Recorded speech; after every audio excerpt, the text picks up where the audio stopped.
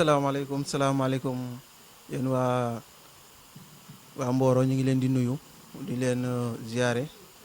di leen ñaanal jàmm ñu ngi nekk tey fii ci seen émission tàggat yaram seen première numéro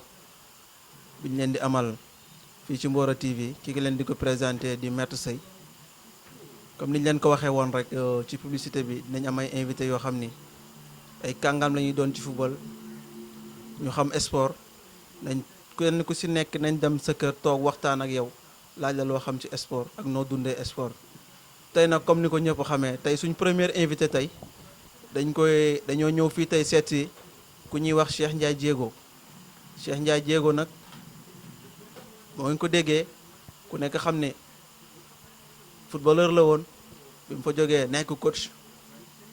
bala ñoo sori dara dañ koy bàyyi moom mu présenté wax moom mooy kan. salaamaaleykum coach Cheikh Ndiaye Diégo ñu ngi lay nuyu. waaleykum salaam Ibou maa ngi lay fay di leen jaajëfal di leen wax ni vrai olof Ndiaye dafa ni bu lëg lekkoo alam na ko gërëme coy parce que lu ma xam ci entraînement ak phase yu ma xam ak science yu ma xam yu bëree maa ngi ko xam ci kamu de passage maa ngi koy nuyu di ko ziara voilà donc gone Mboro dama faa jànge basin ba xaw a mënuma sax mais dama yaakaar ne am na lu ma mën a dimbale yeneen xale yoo xam ni amul kuñ jàppale donc ci loolu bi ñu demee ba xam ni am na ñeneen ñu ko jàppale ma ni sama dëkk soxla ma ñu ni ma à chaque année laa la wax ni dañ may woo ni ma Diégo ñëwal booy nga jàngal leen parce que say doom lañu say jarbaat lañu bon bi ma demee ba mu yàgg nag ba nga xam ni yàlla dénk na ma as xam-xam su tuuti jëlee naa ko ci kamu ma ni kon kat naa dem ber sama daara dem jàppale samay xale parce que comme ñoom amuñu moyen pour déplacer wu pour ñëw à Mboro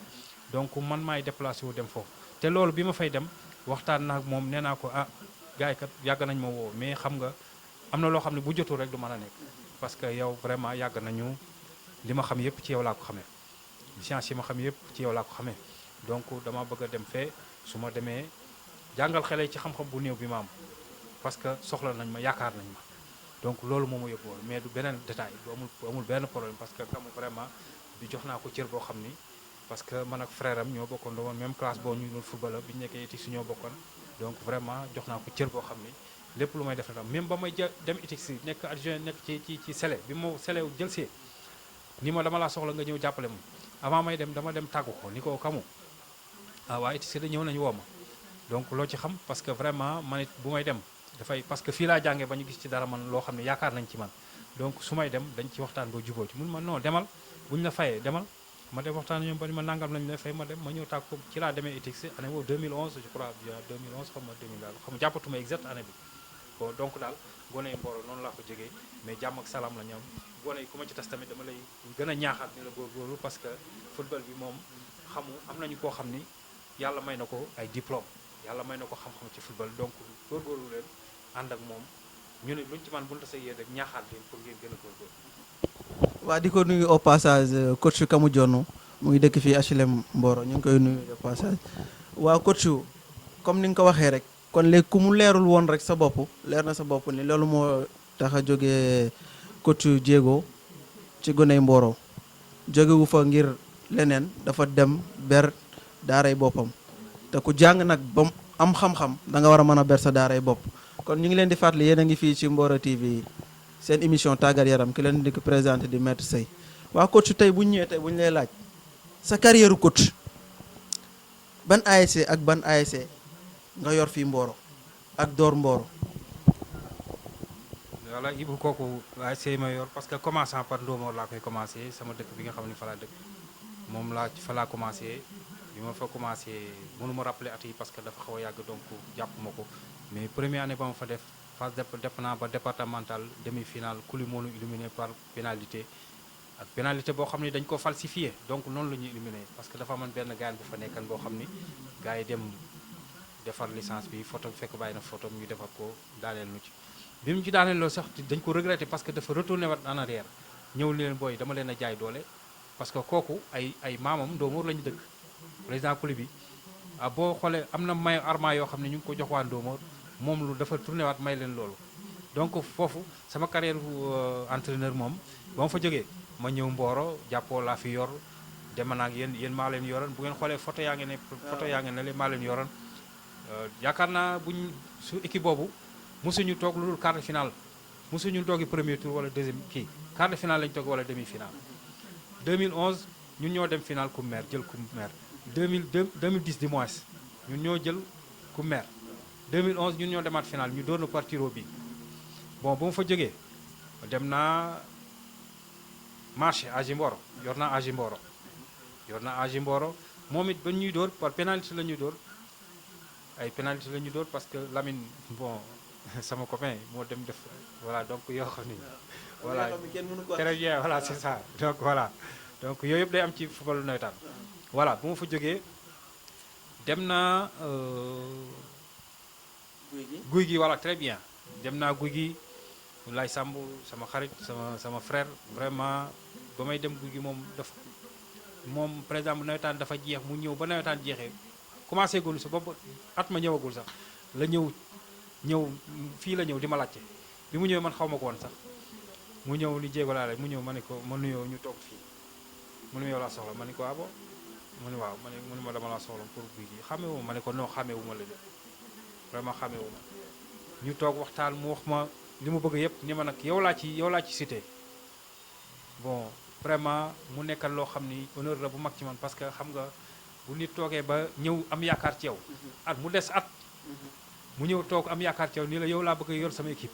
donc kooku dafa am yaakaar bu yaatu ci yow parce que donc vraiment yàlla dimbali nu nag yàlla dimbaluñu at boobu bon ñun ñoo dem ñaari final yëpp ñu ñoo dem final coupe mère ñu ñoo dem final championnat mais malheureusement yàlla dogalu ko woon ñu jël ko donc dañoo gagné ci ñaar yëpp donc daal carrière entraîneur moom su ma lay wax moom yàlla dimbali suturaal na ma ci parce que équipe yi ma yor yëpp benn mosu cee toog premier tour moom mënu ko toog même bu dee équipe bu may soxaale sax kenn mënuñu toog ñu premier tour loolu daal yàlla mi ngi ma ci doon suturaal te peut-être du xam-xam bu bari mais sutura su yàlla def la ci nit ki daal. waaw coach loolu nga wax noonu dañ la koy dëggalal parce que ñun ñëpp loolu lépp fi la ñu fekk kon donc dañ lay dëggalal loolu léegi coach tey éducateur nga formateur nga maanaam coach nga boo xam yaa ngi yor école football te ku nekk xam na ni yor ay xale yombul yow nooy dundee xale yi. bon loolu li may dundee xale yi moom métti na trop yu parce que xale yi moom xam nga dañoo naqalee nekkal parce que booy éduquer ay gos ay xale te xale yëpp bokkuñu jikko bokkuñu kër donc di nga am xol bu yaatu pour maîtriser leen parce que xale yi dañoo doy waar mais yëpp rek yàlla ñu ciy doole sant yàlla parce que yàlla ngeen ciy suturaal bu ñu toogee wax ak ñoom léeg-léeg am nañu débordé mais dinañu quand même dinañu am ñoo xam ne li ci ëpp dinañu ñëw ci li nga xam ne moom nga soxla di nga leen éduquer parce que éducation bi nekkul ci football rek donc dañ leen football lu ñuy comporté woo bu ñu demee seen kër nañ lañu war a def bu ñu génnee nan la ñu war a def donc moo tax mu metti mais bu doon yem ci football bi rek dafay yomb donc boole kook nag boo ñëwee ñun la jàngal football bi lii nga war a def lii nga war a def lii nga war a def et donc loolu dafa metti te xale yoo xam ni bu doon mag sax day yomb parce que mag boo ko waxee dina dégg dina xam ni lii la bëgg parce que day am ngëm-ngëm mais xale bi amagu ci ngëm-ngëm parce que instant bi mu toll surtout ñun fi nga xam ni foofu lañu dem village boo xam ni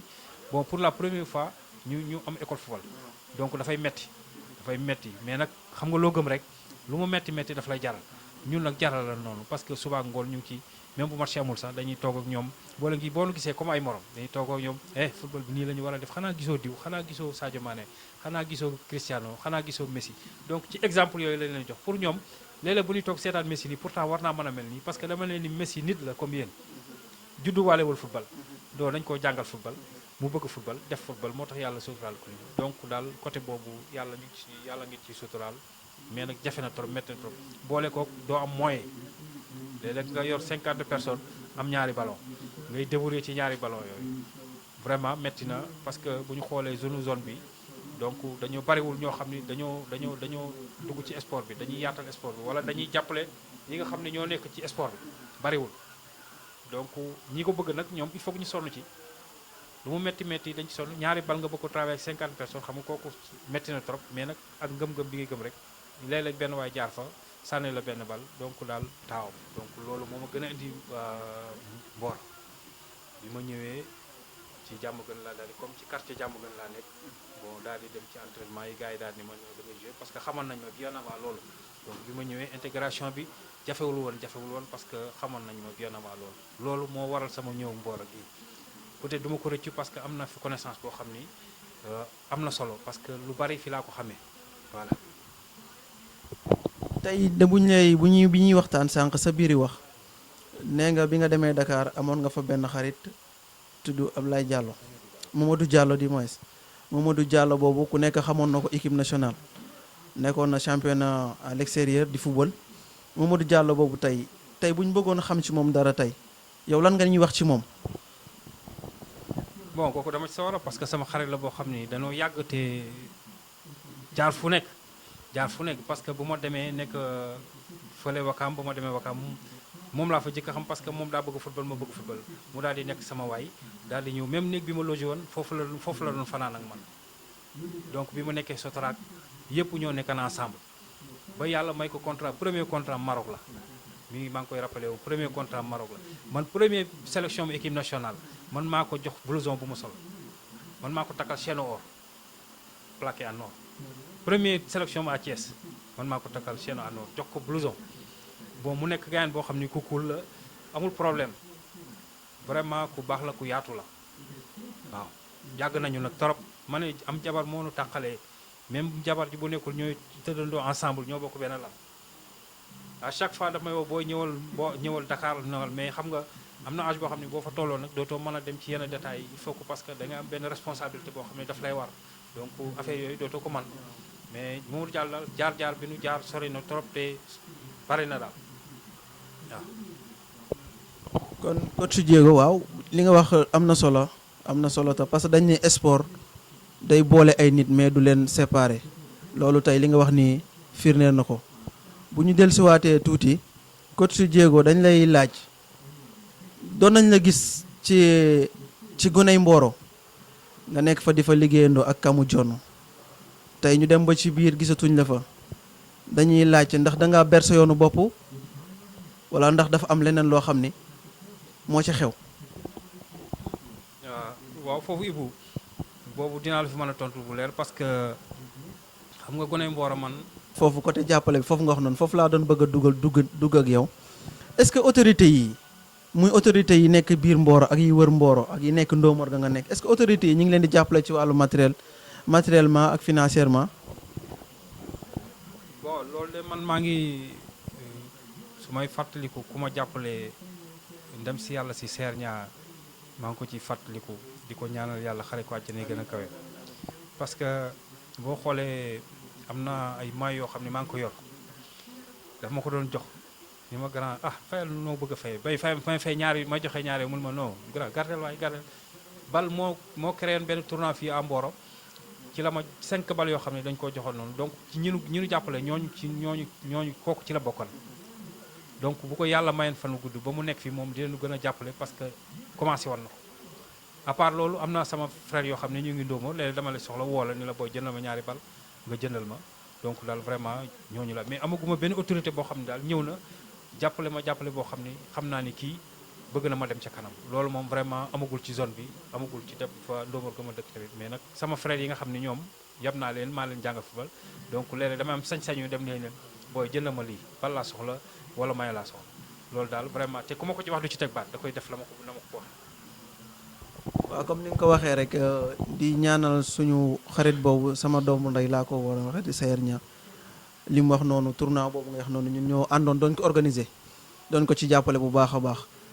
bu ko fi yàlla bàyyi woon li mbébatoon ci footballu Mboro bari woon na trop surtout jeunes yi ñu ngi koy ñaan yàlla na ko yàlla xare àjjana yàlla na ko xare àjjana ñu ngi leen di wax ni yéen a ngi seen émission tàggat yaram ba léegi ñu ngi ci ànd ak coach Cheikh Ndiaye Diego coach Cheikh Ndiaye Diego ñu ngi ci suñu catu émission li ma la bëgg a laaj rek mooy que footballu Mboro tey lan moo ko gàllankoor nga yaakaar lan moo ko gàllankoor jeunes yi talent yi fi nekk yëpp te mënuñu dem te fu ñu génn ci Mboro dem ay Dakar Thiès dañ naa kii fan la jógee lan moo gàllankoor jeune Mboro ba mënuñu dem. waaw loolu Ibou moom lu doy waar la lu doy waar parce que Mboro moom yàlla def na fi loo xam ni footballeur ñàkku fi mais man sama xalaat bu gàtt ak sama xam-xam bu gàtt dafa amul ay nit yoo xam ni dañoo bëgg football dañuy investir ci football dañuy jàppale footballkat yi moo fi amul. parce que boo xoolee Mboro joueur bu fi génn bi gën a cuune fii bu génnee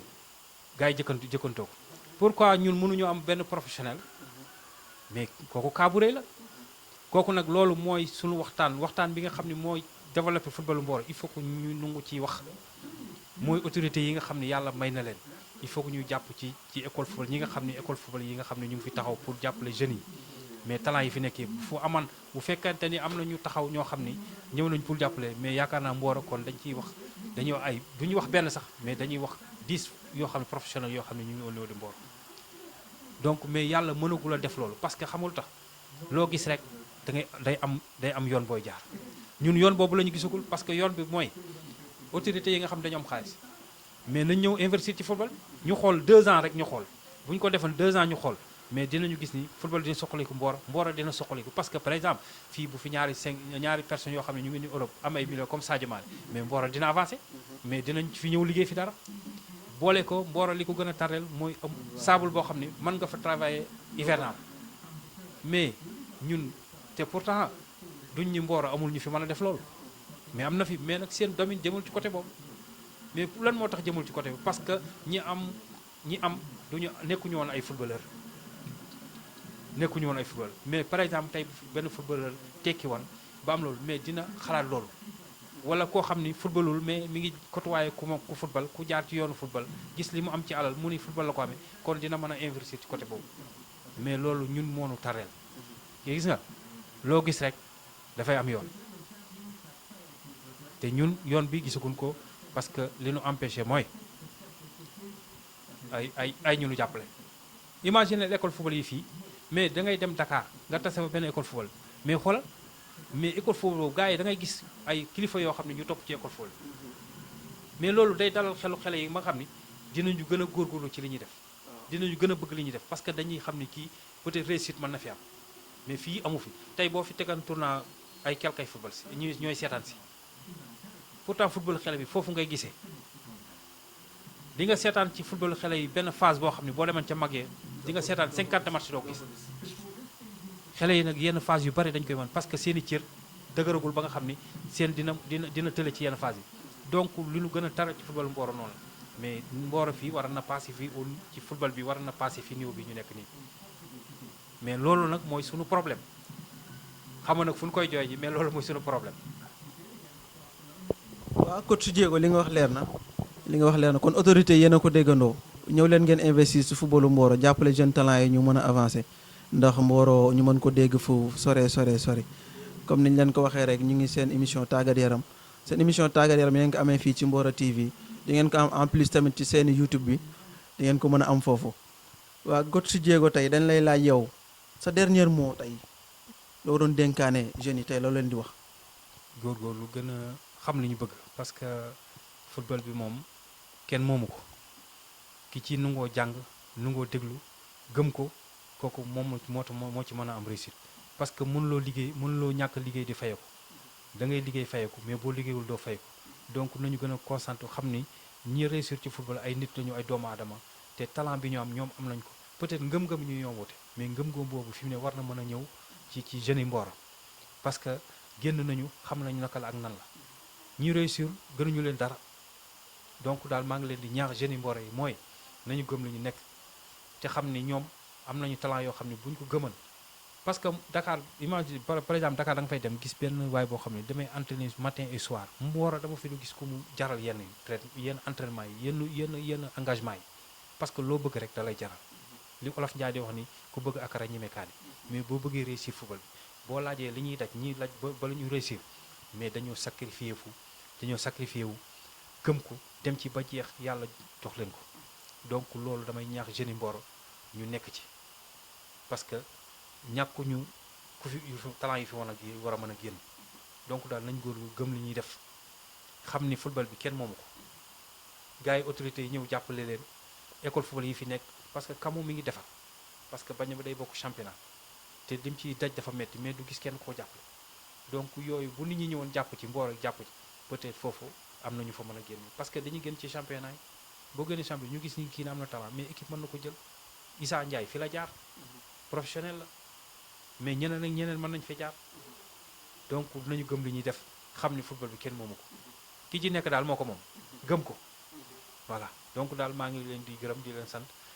di leen xamal ni émission bi moom bu mu dakk parce que nit ñi foog ñu leen di yee xam nga ku yeewul moom da nga koy fëgg tàpp ni ko ci yeewul ku xeppiwul da nga koy yee mu xeppi ku gisul da nga koy orienté mu gis donc daal ñu ngi leen di ñaanal yàlla di leen ñaan ne di wax émission bi ngeen def nii yàlla na ci yàlla def li ngeen bëgg fii ñu toll nii war nañ ko mën a passé ci sport bi vraiment yaakaar nañ fi ay professionnel te xam na ni talent yi fi am bu nu góorgóorloo nit ñi jàppale leen yàlla mën nañu yóbbu ci kanam donc daal maa ngi leen di gërëm di leen sant. jërëjëf coach Diego di Cheikh Ndiaye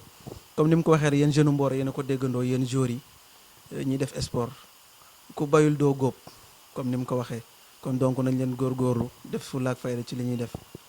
ñu def si fulla ak fayda bu baax.